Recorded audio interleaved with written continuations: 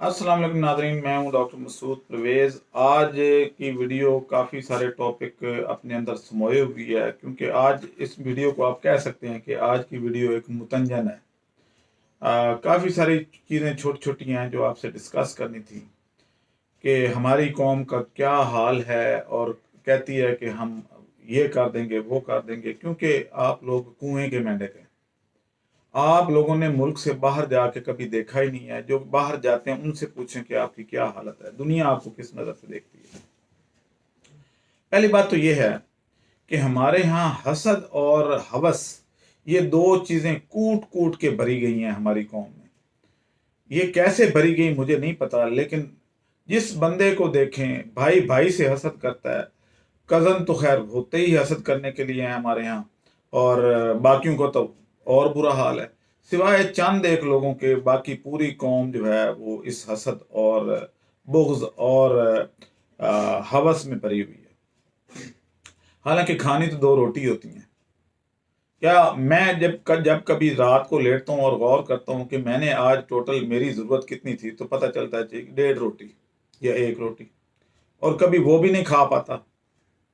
तो उसके अलावा यानी और ज़्यादा करना क्या है। लेकिन हवस इतनी है कि मैं लंदन में भी फ्लैट बना लूँ, मैं फ्रांस में भी बना लूँ, मैं अमेरिका में भी बना लूँ, ये कर लूँ वो कर लूँ, और उसके बाद उसका इस्तेमाल ही कोई नहीं। आप अपने दाएं बाएं देखते हैं कि आपके यहाँ कई जर्नैल रिटायर होते हैं, कई बड़े बड़े बिजनेसमैन रिटायर होते हैं, या जॉब होल्डर ब्यूरोक्रेट्स रिटायर होते हैं। उसके बाद क्या होता है, वो बहुत बड़ा एक महल बनाते हैं, और महल बनाने के फौरन बाद 2-3 साल भी नहीं उसमें रह पाते और अल्लाह को प्यारे हो जाते हैं। कि जाहिर है रिटायरमेंट के बाद बाकी उम्र रह कितनी जाती है। तो लेकिन हवस ख़त्म नहीं होती। अगर हवस ख़त्म हो जाए और एक इज्तमाही तौर पे अगर हम सब मिलके एक एफर्ट करें या कोशिश करें, तो कौम तरक्की कर सकती है। लेकिन मसला ये है कि हम कौम हैं ही नहीं। जब मैं बाहर जाता था, बाहर रहता था, तो मैंने देखा कि सिवाय पाकिस्तानियों के बाकी सारी ही कौम बन चुके हैं। बांग्लादेशी बांग्लादेशी को बहुत रिस्पेक्ट देता है, उसकी हेल्प करता है, उसके साथ धोखा नहीं करता। इक्का दुक्का को करते हो तो मैं कुछ नहीं कह सकता, लेकिन इज्तमाही तौर पे उनका इमेज बहुत बेहतर है। इंडिया में दर्जनों कौमें आबाद हैं, दर्जनों मज़ाहिब हैं, लेकिन कौम एक है।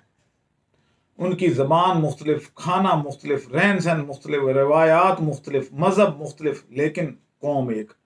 हमारा हमारा हमारा मज़हब एक, खाना पीना एक, तकरीबन ज़बान भी चले थोड़ी सी फ़र्क के साथ एक, लेकिन कौम नहीं है। वजह क्या है, खुद सोचें। आप अपने गिरबान में झांकें। हम कहते हैं जी हिंदुओं के इतने भगवान हैं जनाब, एक वो क्या कहते हैं बंदर की शक्ल वाला शायद हनुमान, एक फलां, ये इस शोबे का ये खुदा है, इसका वो खुदा है। इतने खुदाओं के साथ फिर भी वो एक कौम बन गए, और हमारा तो एक अल्लाह था, हम क्यों नहीं बने। फॉल्ट हमारे में है। जेनेटिकली हम करप्ट हैं, और ये करप्शन जो है इसको दूर करना है। आज से कोई 90-95 साल पहले इकबाल ने एक शेर कहा था, कायम रब्ते मिल्लत से है, फर्द फर्द तन्हा कुछ नहीं, मौज है दरिया में बैरूने दरिया कुछ नहीं। आप जब इनफरादी तौर पे जो मर्जी कर लें, जब आप दरिया के अंदर हैं तो आपकी मौज है, वो मौज उतर चढ़ रही है, उतर रही है, सारा कुछ हो रहा है। लेकिन इनफरादी तौर पे तो मौज है ही नहीं, फिर आप कुछ भी नहीं है।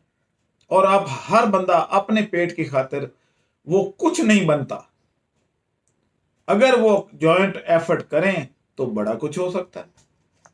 इंडिया की टाटा मोटर ने यानी एक गंदी सी कार थी, और आज वो डेवलप करते करते कहां पहुंच गई। आपने कौन सी कार बनाई है, आपने बनाया क्या है आज तक, मुझे बता दें। चलें आप सबसे मैं सवाल करता हूं कि गिनवा दें मुझे कोई 10-12 चीजें जो पाकिस्तान ने बनाई हो। कौम तो एक थी। 1947 से पहले आप और वो एक थे। अब क्या ऐसा हो गया कि आप में क्या ऐसी रेडिएशन किसी ने फेंक दी कि आप करप्ट होते गए, तफरकाबाजी में पड़ गए, सारा कुछ हो गया। और वो जिनके इतने खुदा हैं, जिनके कोई शक्ल सूरत भी नहीं मिलती, कोई हाथी की शक्ल का है, कोई बंदर की शक्ल का है, कोई जिसके 10-12 सर लगे हुए हैं, कोई उस तरह का है, और वो एक हो गए, वो एक कौम हो गए। और आप जिनका अल्लाह एक था और वादियत पे आप ईमान रखते थे, आप एक क्यों नहीं हो पाए? फिर आपसे तो वो बेहतर निकले।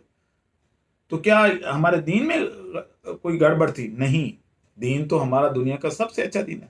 आप में गड़बड़ है, आप अपने आप को दुरुस्त नहीं करते। कितने लोग मुखलिस हैं, आपके तो पड़ोसी अच्छी रोटी खा ले तो आपका दिल करता है कि इसका तबाह बर्बाद हो जाए, बम फेंक दिया जाए इस पे, ये क्यों अच्छी रोटी खा रहा है, बजाय इसके कि उसकी है, उसके साथ मिलके आप भी अच्छी रोटी कमाने लग जाएं, आप उसको तबाह करने में लग जाते हैं। और हमारे यहाँ सोच ये है कि पड़ोसी की दीवार गिरनी चाहिए हर सूरत, चाहे खुद नीचे आ जाए। तो यही हो रहा है, दूसरों की दीवारें गिराते गिराते खुद नीचे आ पा रहे हैं। खुदारा ये हसद करना छोड़ दें, ये हवस भी छोड़ दें।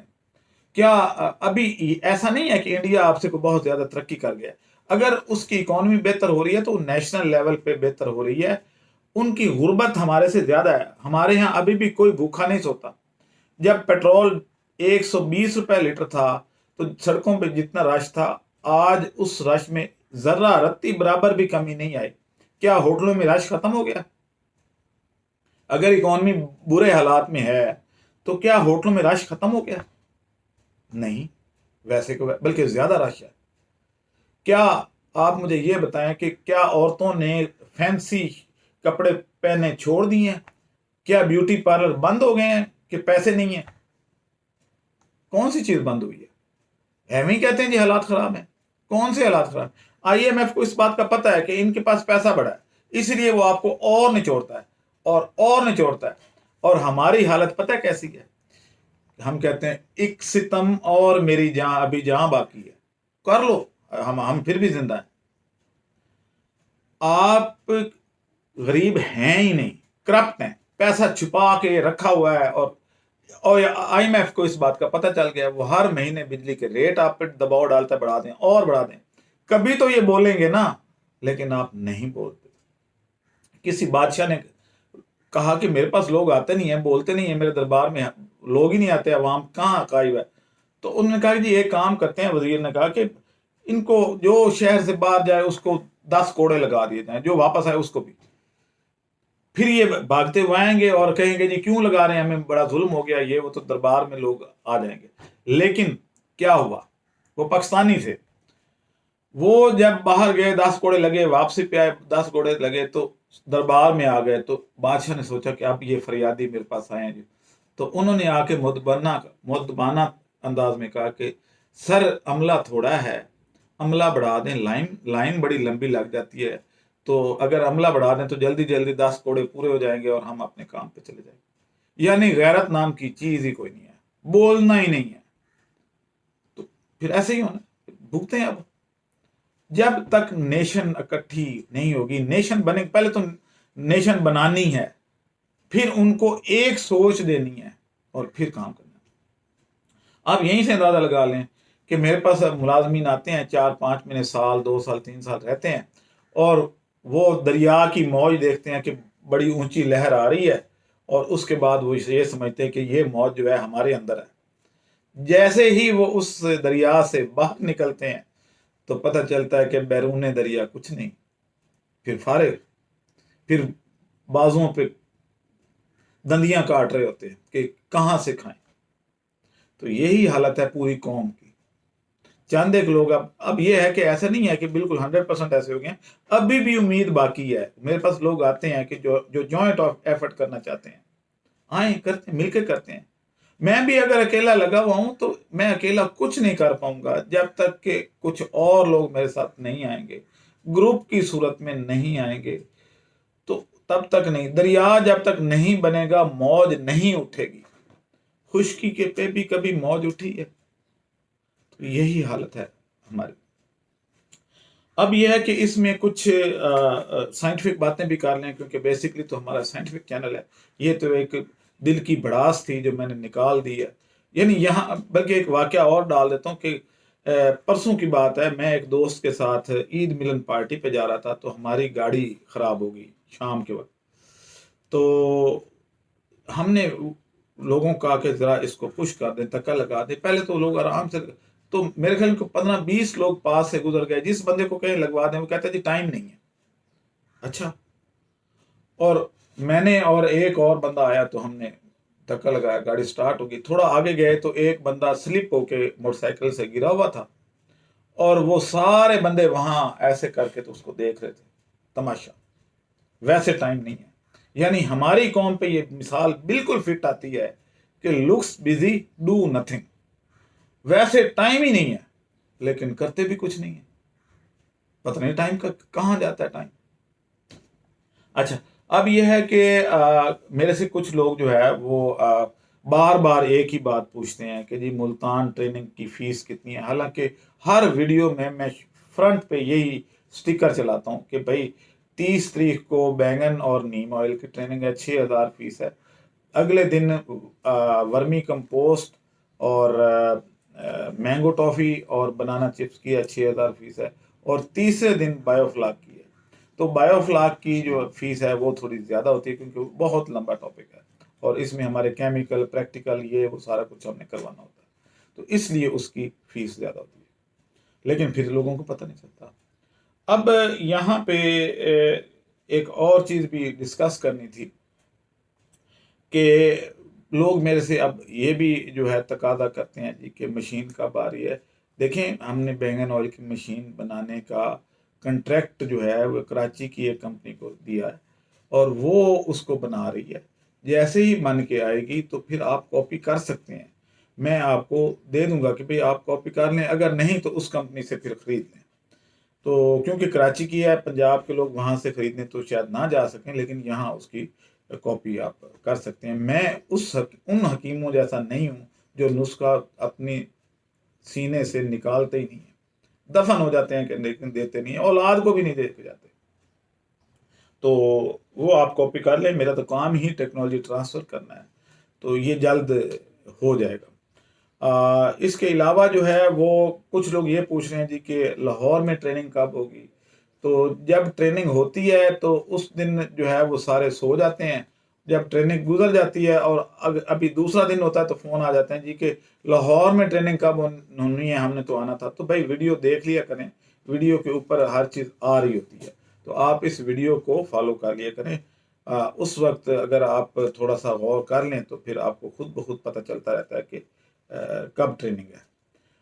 तीसरा ये है कि हम कुछ और चीज़ें अब ऐड कर रहे हैं, क्योंकि जैसे हम पहले वो लार्वा करवाया करते थे, तो अब लार्वा का एक्चुअल जो है वो सीज़न या फिजिबिलिटी अब बन रही है, क्योंकि फीड बहुत महंगी हो गई है।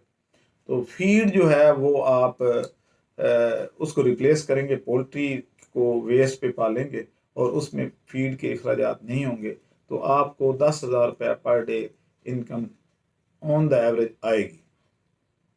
मुर्गी की कीमत भी ज़्यादा नहीं है, यानी 1.5 से 2 किलो के दरमियान मुर्गी का वजन है, जो 900 रुपये में हम अंडा देती हुई मुर्गी आपको देंगे सिलेक्ट करके।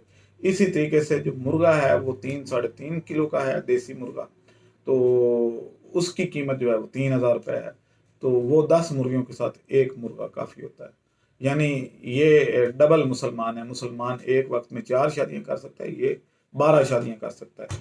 तो ये भी इसका ये आपने एक मुर्गे के साथ अगर 12 मुर्गियाँ भी छोड़ देते हैं तो वो उनको क्रॉस कर सकता है। ये एबिलिटी उस मुर्गे में होती है, और ये हम सिलेक्ट करके देते हैं कि मैच्योर हो जो क्रॉस कर भी सके।